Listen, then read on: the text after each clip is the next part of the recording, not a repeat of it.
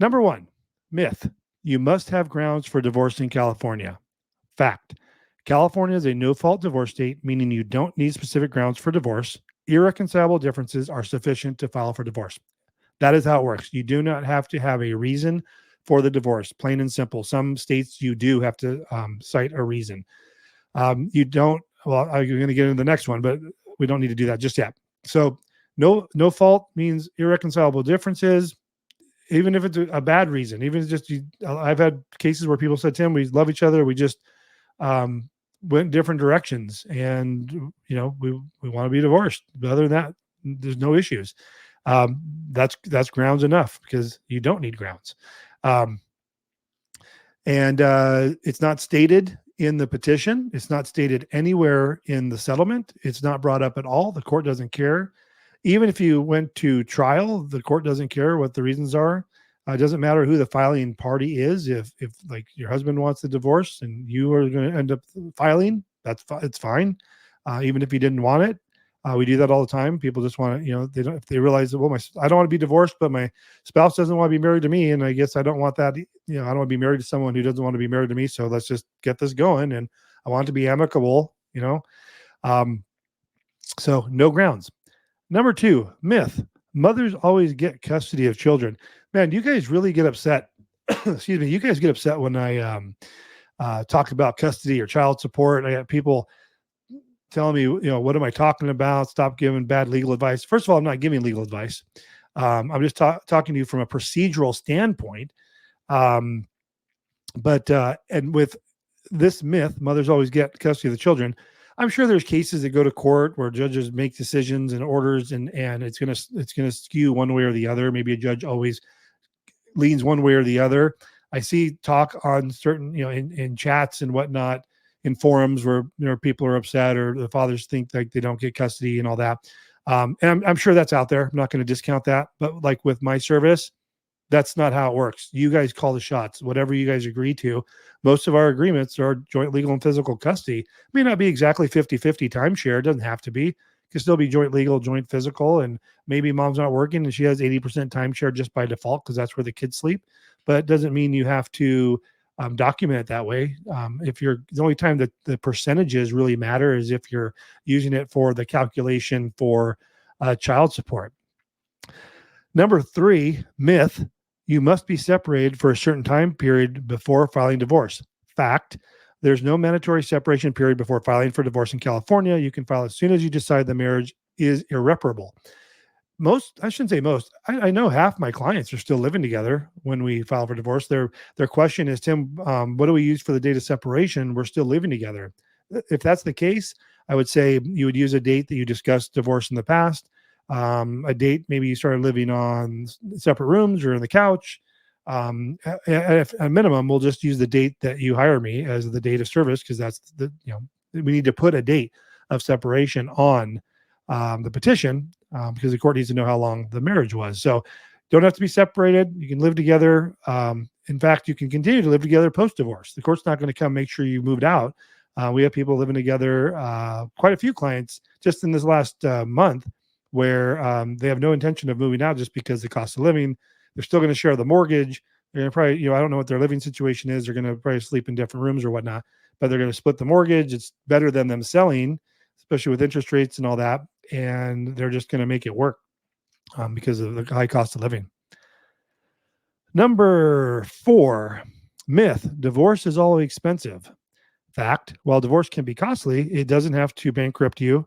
Options like mediation, collaborative divorce, that's what I do, can be more cost effective than litigation. Now, what I do, collaborative divorce, mediation, legal document preparation, paralegal services, the amicable divorce. It's not for everybody. Some people need attorneys. Maybe you're amicable. You want it to be a cooperative, amicable divorce, but your spouse is hiding assets or closing accounts, removed you from health, doing nasty things. You're going to need an attorney for that. Don't call me if that's going on because I don't take care of those things. You're going to need an attorney, but it doesn't have to be expensive. We use flat fees here. We always have. I work with both parties all the way through, so you don't have to get separate services. You have one neutral third party in my service versus you guys going out and getting two individual attorneys charging $300 an hour versus my flat fees And also that's cost effective is I don't have to have both of you pay the court fee because I'm handling it as a neutral. We can get you through on one court fee. Okay. I'm even taking throat lozenges. I know my throat gets dry when I talk so much, but it's still I still got to drink some water during these long videos. So we're at 1, 2, 3, 4, 5. Myth: alimony is automatic for the lesser earning spouse. Fact: alimony, spouse support, same thing by the way, isn't always awarded. Courts consider various factors such as the length of the marriage and each spouse's financial situation when determining alimony. So that's true. And I'm not going to get into the specifics. If you want to look it up, it's called 4320 factors. It's family code section 4320. Look it up, and there's 11, I think it's A through J. So 11 things, different things that the court would look at in assigning spouse support. I don't get into that because our clients don't go to court. Our clients are coming to us with either an agreement for support, whether there be some or not. And if they agree, but they don't know the amount, like a case, this Riverside case I just finalized today, they wanted me to run the numbers for them. And basically said, Tim, here's our incomes. They sent me their pay stubs. I inputted that into the court's spouse support calculator, and it spits out a number. And I tell folks, you can use that number. You can go higher, you can go lower, but just use it as a tool. A lot of people use the number that it calculates. Some people go a little higher, a little lower. There's no right or wrong method. It's just whatever you guys ultimately agree to. But sometimes people say, Tim, we have no idea. Should it be $500, $1,000, $3,000? We don't even know where to start the conversation. And that's where us running the spouse support calculation can help you out. Number 6, myth: property is always split 50-50 in a divorce. Fact: California follows community property laws, but property division doesn't have to be exactly 50-50. It should be fair and just, considering various factors. So I can tell you that right off the bat. The courts do not look at any level of fairness when you go through an amicable divorce. When you're going through my process, you guys call the shots. In fact, the courts have absolutely no idea how to ascertain whether or not the agreement is fair or not, because we never list values of the assets that you guys are keeping. So they don't know, when we say you're keeping this credit card, they don't know if there's $1 owed on it, $0, or, $500,000. They don't know what the values are. They just know you're being assigned these assets and debts that you're going to be responsible for and keep, and then same for your spouse. So they couldn't ascertain the level of fairness in it, even if they wanted to, which they don't. So you guys get to make those decisions. And when I talk about it being fair and just, considering various factors, that could mean maybe one spouse is going to take on more debt, and for that reason there's not going to be spouse support because that's going to kind of offset that.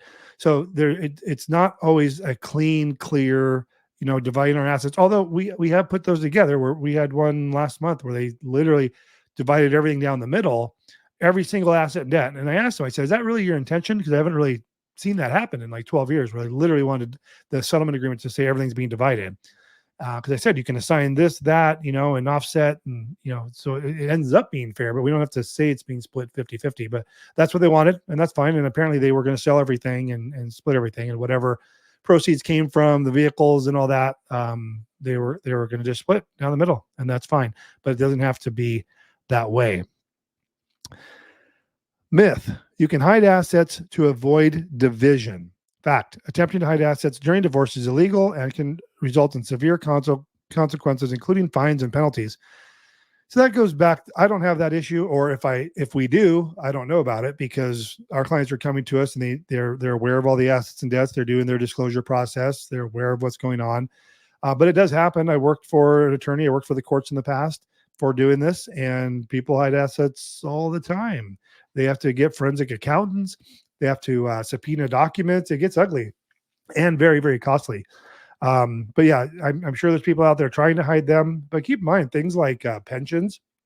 If you say, hey, I didn't list my pension, I'm hiding it, and so forth, excuse me, then, and you go to retire, when you go to retire, they're going to say, the pension company's going to say, oh, we need a copy of your divorce decree.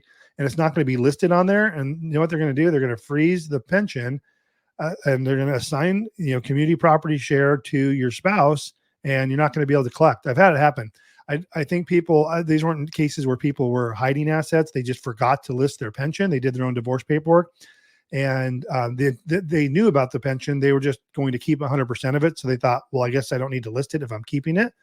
And no, it doesn't work that way. You still need to include that on the settlement, because if it's left silent, it's not addressed, your pension plan is going to assume community property laws apply. I've done a couple not settlement agreements, but modifications to judgments to include this missing asset, generally a pension. So it could be confirmed to the petitioner or respondent as their sole and separate property. So we could update the judgment so they can then send that to the plan to say, oh, I see, now your spouse isn't getting any of that. And then they can proceed. Until that time, people have been held up from retiring because they didn't have proper documentation in their settlement agreement.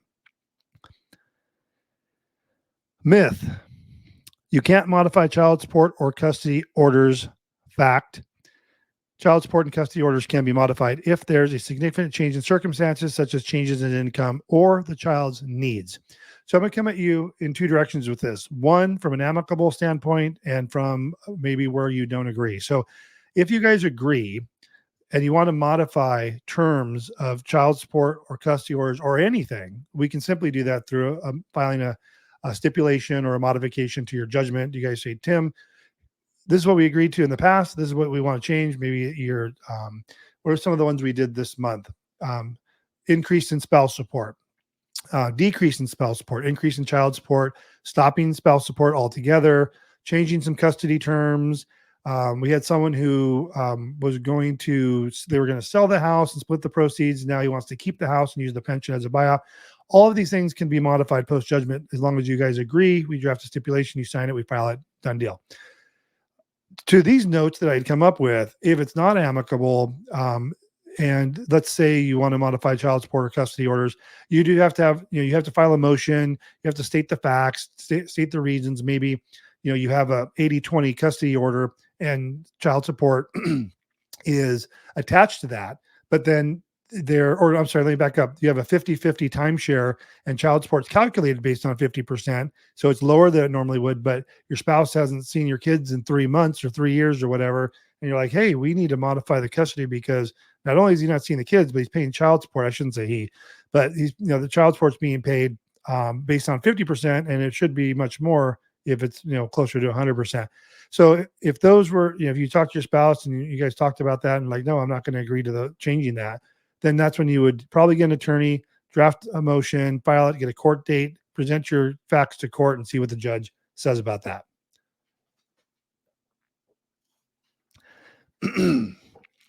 All right, myth number 9. You need your spouse's consent to get a divorce. Fact: you don't need your spouse's consent to file for divorce. In California, one spouse can file unilaterally. So while you don't need consent, if you want to do this amicably, you guys should definitely talk first. I think we opened this conversation up with that.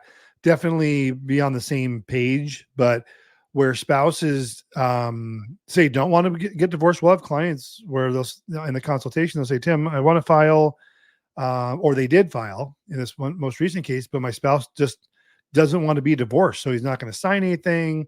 They're not going to cooperate, and he does not want to be divorced. He wants to stay in the marriage, but wife has already moved on, and those can be very challenging. So while your spouse can't stop you from filing, they can make it very difficult to finalize it, especially where there's assets and debts and kids and custody, because it gets highly technical as a default with no agreement type case. It's going to be very time consuming and challenging to get those through the court.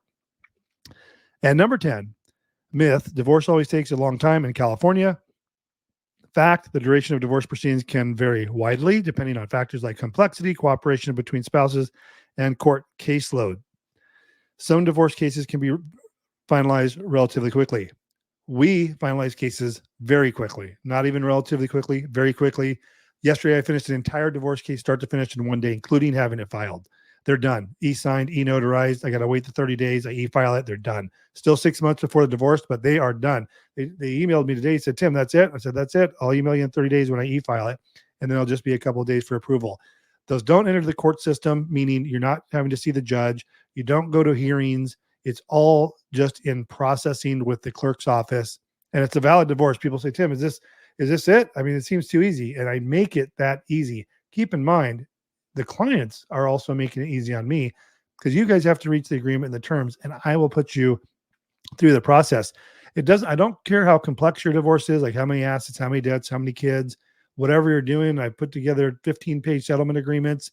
That doesn't matter. It's, as long as you guys agree on the terms, that's what makes it easy. Um, the process can be complex. We have our clients come to us, they're judgment rejections, misfiled forms, cases taking years, and they're amicable. But we handle cases that are 2, 3 years old that they've been trying to do themselves this entire time. Multiple rejections, multiple errors, and they're in agreement and they're taking 2 to 3 years. So it is a complex process, but that's what I do as a business.